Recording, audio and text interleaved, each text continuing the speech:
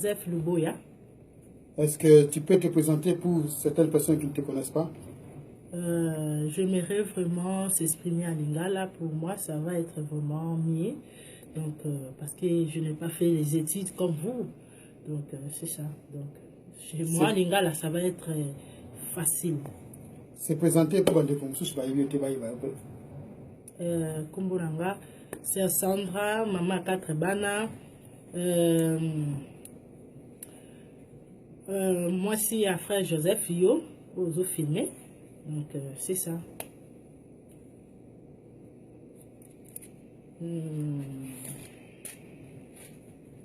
Bien. Et nous, tu partagé. Merci pour la question. Tu partager au créateur à Tchekat Namunoko. Nangai, pour Ngai Penazwa, pour Yo Pozwa, pour Ndeko Songolo, Pakalazwa. Donc, yeah. Donc, partager à propos, il y a Pâques. Tout autant on a Matthieu 4, 3 à 4.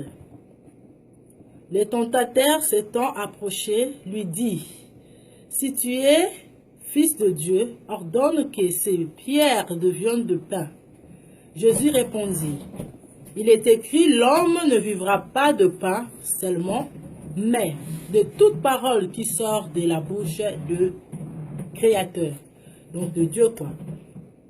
Par là, tozomona Créateur, nanzela yorosha o tobengi Jésus, o tobengi Yesu, lobeli biso a kati ya boyi makambu ya nzoto nanzela Satan tanga yela kiye, tanga zalaki na 40 jours. Besoin ngolakisa biso ke makambu nkolo eza makambu ya mosunité, eza makambu ya spiritualité. So nazo partager na bino eza Créateur par son esprit, donc a révéler ba oyaye ba chose cachée au mokili ebité. Alors, tomona tolia ngai yoye tolia lipa tomela vin na ba église. Donc tozo partager pour to koba ndenge kola komema moko na moko nabi ke mingi ba ozala standardiser mingi pe kolo yaye akobenga pour le maître des temps et des circonstances na sepeli na moment oyo to bondela nanu kolo na tikita oyo et pas na yo car tu es le maître des temps et des circonstances moko taye pa no sa ke yo benga ye kolo maloba oyo koma monoko na ngai enseigner ngai enseigner ndeko pour tozanga bokonzi na yote. Amen. Yeah. Tozomona lisusu na Ephésiens 5, totangi Ephésiens 5, 18. Ephésiens 5, 18, tozolobela biso, ne vous enivrez pas de vin, c'est la débauche. Soyez au contraire remplis de l'esprit. Par là, tozomona, Yoroshua, otobengi, Jésus, Yahweh, akati lisusu makambu ya vin que to s'enivrer na ngote ezali débauche toyebi kindumba mais to tondisa mande na molimo na ye. Alors toke na place to tangaki liboso na Matthieu 4 3 à 4 azola kisabiso ke lipa mutaobika na lipa te na lipa na to mona eza ba biloko physique mais aboyi yango alobi mutakobika na toute la parole les autres mana monoko ya Créateur. Awa pe akati alobi que non, ne vous enivrez pas du vin, c'est la débauche, mais soyez plutôt remplis de l'esprit de notre Créateur. Tozota la na moment oyo na kiti nanu na tangi Jean 6 totangi Jean 6 63 Jean 6 63 le beli biso awa.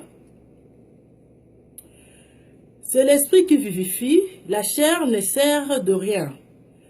Les paroles que je vous ai dites sont esprit et vie.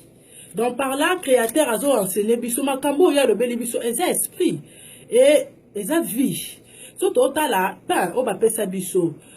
Pain wana ezali lipate otolia. Pain ezali parole. Or pas qui te fait en côté kaka Donc, fait tant kaka, le jour, il y a mars, où va célébrer. Non, on va célébrer, bah, bleu, moussoussou, to éviter. Or, Pâques, les alliés, du jour au jour. Parce qu'il y a le baki, bon, ça, la bongo, pour bon, kanisa kangai. Alors, mais biso, to fête, to lia lipa, to zo lia, to meliva, to le beza makila, ya Yoshua, makila, Yesu, makila, ya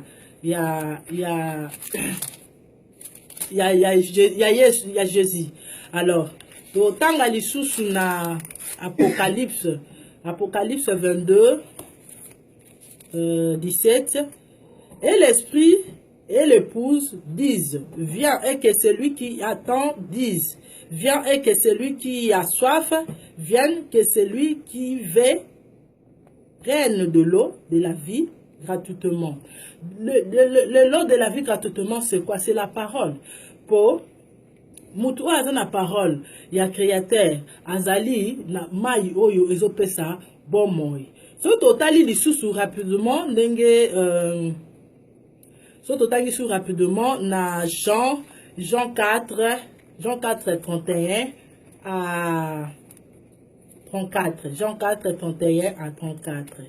Itanyango rapidement pour kolo akamba biso ndenge alingi. Jean 4 31 34. Pendant ce temps, les disciples les pressaient de manger, disant, Rabbi, mange. Mais il leur dit, j'ai à manger une nourriture que vous ne connaissez pas. Les disciples se disaient donc les uns aux autres, quelqu'un lui aurait-il apporté à manger? Jésus leur dit, ma nourriture est de faire la volonté de celui qui m'a envoyé et d'accomplir son œuvre. C'est ça, œuvre oyo, Yoroshua ayaki, po babiso ba oyo, tozwa bomoi. Totali soupe na Matthieu 6 awa, 34 à 35 rapidement. Ils lui dirent, Seigneur, donne-nous toujours ce pain. Jésus leur dit, je suis le pain de vie. Celui qui vient à moi n'aurait jamais faim et celui qui croit en moi n'aurait jamais soif. Mon frère, ma soeur, tout raisonner. Tant que tu ba mapa, tant que tu banda ki kolia ba mapa, tant que tu laisse biso ba mapa wana. Est-ce que nanda tu banda kolia lisute? Tout le monde a tolia. Mais muto aza la parole ya créateur. Na bon mo inaye. A okende susu ko lia susu place susu parce que ici a tondi. Yango wana totangi na Matthieu 6, 35, 34 à 35. Donc, il y a assis ici, pour ça, il y a biloko, il y a biloko, il y a mokili. Parce que, oh, il y a la parole à créateur, azali na nyonso, à cause de nanzalate, à cause de nanzalate. Oh, à cause de la peine à soifte, oh, azali na maï, maï, c'est aussi la parole. Un moment, tout le monde appelle les ali esprit. Totangi, est Corinthiens 11, 23, 21 plutôt tinacé. Car quand on se met à table, chacun commence par prendre son propre repas. Et l'un fait tandis que l'autre est ivré. N'avez-vous pas de maison pour y manger et boire? Ou méprisez-vous l'Esprit de Dieu et faites-vous honte à ceux qui n'ont rien? Que vous dirai-je? Vous louerai-je à cela? Je ne vous loue point.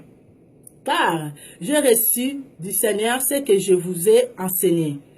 C'est que le Seigneur Jésus dans la nuit où il fit livrer puis du pain. Et après avoir rendu grâce, le rompit et dit, ceci est mon corps qui est rompu pour vous, faites ceci à mémoire de moi. Faites ceci à mémoire de moi. Biloko sko bale sa tso ba mapa wana esuka ka nesoma. Esuka nestoma na suka nango. C'est que na ba vin wana.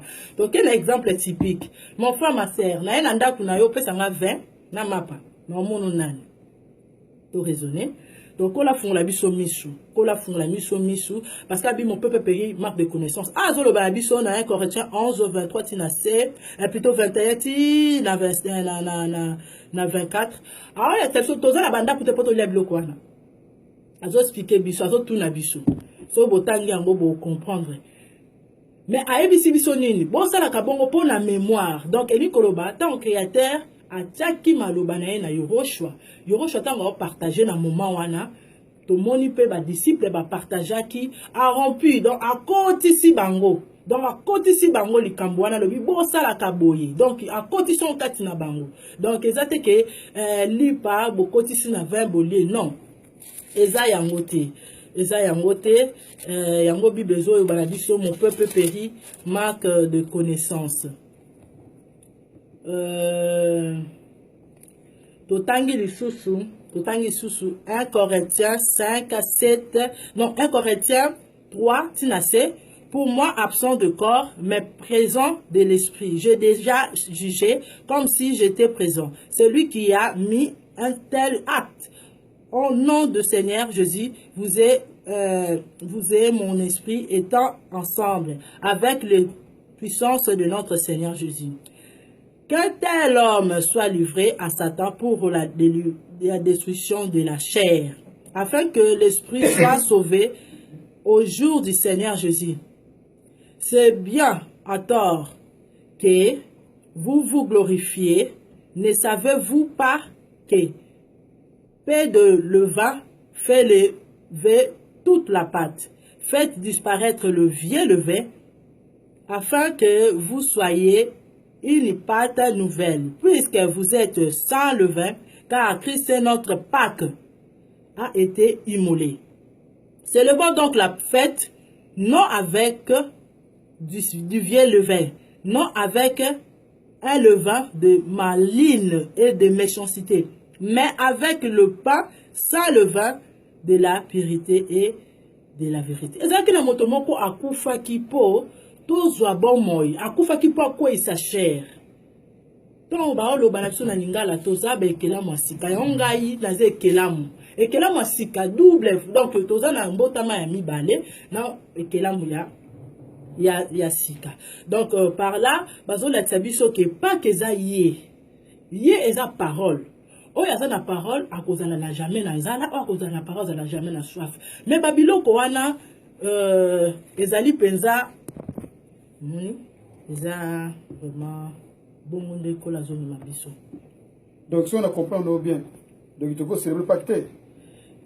Pour comprendre ngate, pour se comprendre nga, ezaloko là. Au monde à moisi, ndenge batu misusu na manque à connaissance, babengaka basi misusu ba partager le bankolo, molimo a Jézabel.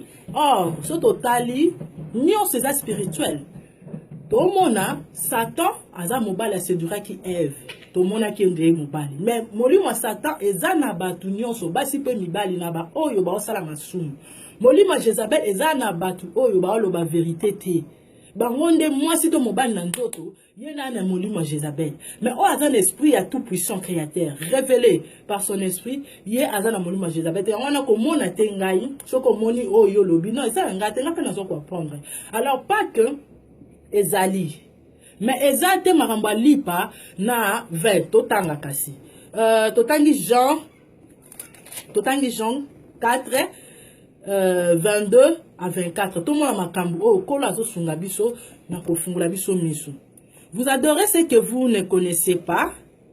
Nous adorons ce que nous connaissons. Car le salut vient de Juifs. Mais l'heure vient, est-elle est déjà venue, où les vrais adorateurs adoreront le Père en esprit et en vérité. Car ce sont là les adorateurs que le Père demande. Dieu est esprit. Et il faut que c'est qu'il l'adore en esprit et en vérité. C'est ça, la vérité, c'est la parole, esprit. Tout le monde a un verbe. Parce que tout le monde qui n'a côté en Ephésiens 5, 18, dit, ne vous enivrez pas du vin. Soyez plutôt au contraire rempli de l'esprit. Donc, azo kata, aboyi babilo kwa nzoto, tout le monde a voiture, tout le monde a mituka, tout le monde a bazota la matériel.